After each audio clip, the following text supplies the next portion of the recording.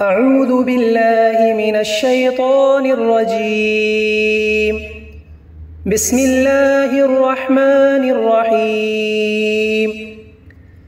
سبح اسم ربك الأعلى الذي خلق فسوى والذي قدر فهدى والذي أخرج المرعى فجعله غثاء أحوى سنقرئك فلا تنسى إلا ما شاء الله إنه يعلم الجهر وما يخفى ونيسرك لليسرى فذكر إن نفعت الذكرى سيذكر من يخشى ويتجنبها الأشقى الذي يصلى النار الكبرى ثم لا يموت فيها ولا يحيا قد أفلح من تزكى وذكر اسم ربه فصلى بل تؤثرون الحياة الدنيا